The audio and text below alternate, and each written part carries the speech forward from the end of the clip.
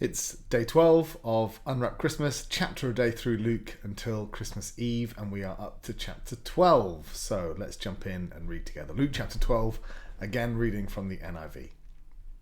Meanwhile, when a crowd of many thousands had gathered so that they were trampling on one another, Jesus began to speak first to his disciples, saying, "Be on your guard against the yeast of the Pharisees, which is hypocrisy.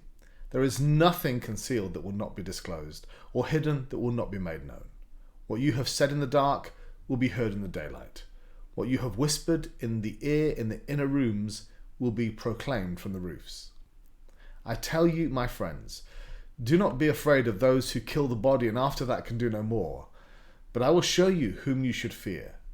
Fear him who, after your body has been killed, has authority to throw you into hell. Yes, I tell you, fear him. Are not 5 sparrows sold for 2 pennies? Yet not one of them is forgotten by God. Indeed, the very hairs of your head are all numbered. Don't be afraid. You are worth more than many sparrows. I tell you, whoever publicly acknowledges me before others, the Son of Man will also acknowledge before the angels of God. But whoever disowns me before others will be disowned before the angels of God.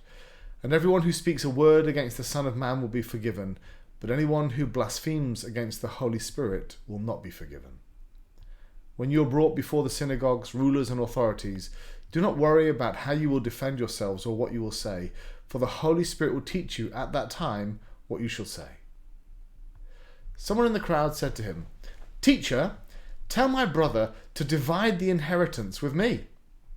Jesus replied, "Man, who appointed me a judge or arbiter between you?" Then he said to them, "Watch out, be on your guard against all kinds of greed. Life does not consist in an abundance of possessions." And he told them this parable.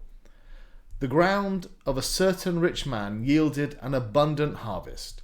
He thought to himself, "What shall I do? I have no place to store my crops." Then he said, "This is what I'll do. I will tear down my barns and build bigger ones, and there I will store my surplus grain. And I'll say to myself, you have plenty of grain laid up for many years. Take life easy, eat, drink, and be merry." But God said to him, "You fool, this very night your life will be demanded from you. Then who will get what you have prepared for yourself? This is how it will be with whoever stores up things for themselves, but is not rich toward God." Then Jesus said to his disciples, "Therefore I tell you, do not worry about your life, what you will eat, or about your body, what you'll wear. For life is more than food, and the body more than clothes. Consider the ravens. They do not sow or reap. They have no storeroom or barn, yet God feeds them. And how much more valuable you are than birds. Who of you, by worrying, can add a single hour to your life?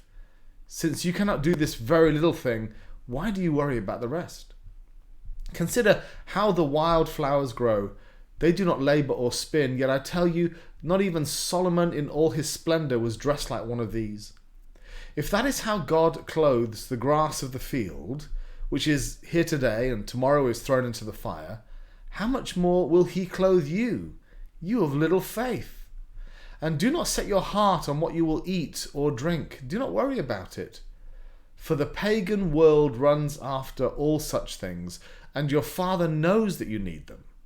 But seek his kingdom, and all these things will be given to you as well. Do not be afraid, little flock, for your Father has been pleased to give you the kingdom. Sell your possessions and give to the poor. Provide purses for yourselves that will not wear out, a treasure in heaven that will never fail, where no thief comes near and no moth destroys. For where your treasure is, there your heart will be also. Be dressed, ready for service, and keep your lamps burning, like servants waiting for their master to return from a wedding banquet, so that when he comes and knocks, they can immediately open the door for him. It will be good for those servants whose master finds them watching when he comes. Truly, I tell you, he will dress himself to serve, will have them recline at the table and will come and wait on them. It will be good for those servants whose master finds them ready, even if he comes in the middle of the night or toward daybreak. But understand this. If the owner of the house had known at what hour the thief was coming, he would have not let his house be broken into. You also must be ready, because the Son of Man will come at an hour when you do not expect him." Peter asked, "Lord, are you telling this parable to us or to everyone?" The Lord answered, "Who then is the faithful and wise manager, whom the master puts in charge of his servants to give them their proper food allowance at the proper time? It will be good for that servant whom the master finds doing so when he returns. Truly I tell you, he will put him in charge of all his possessions. But suppose the servant says to himself, 'My master's taking a long time coming,' and then he begins to beat the other servants, both men and women, and to eat and drink and get drunk. The master of that servant will come on a day when he does not expect him, and at an hour he is not aware of. He will cut him into pieces and assign him a place with the unbelievers. The servant who knows the master's will and does not get ready or does not do what the master wants will be beaten with many blows. But the one who does not know and does things deserving of punishment will be beaten with few blows. From everyone who has been given much, much will be demanded, and from the one who has been entrusted with much, much more will be asked. I have come to bring fire on the earth, and how I wish it were already kindled. But I have a baptism to undergo, and what constraint I am under until it's completed. Do you think I came to bring peace on earth? No, I tell you, but division. From now on there will be 5 in one family divided against each other, 3 against 2 and 2 against 3. They'll be divided, father against son and son against father, mother against daughter and daughter against mother, mother-in-law against daughter-in-law and daughter-in-law against mother-in-law." He said to the crowd, "When you see a cloud rising in the west, immediately say it's going to rain, and it does. And when the south wind blows, you say it's going to be hot, and it is. Hypocrites, you know how to interpret the appearance of the earth and sky. How is it that you don't know how to interpret this present time? Why don't you judge for yourselves what is right?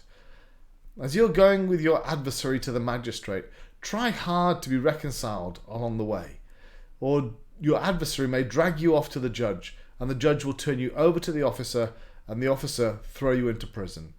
I tell you, you will not get out until you've paid the last penny."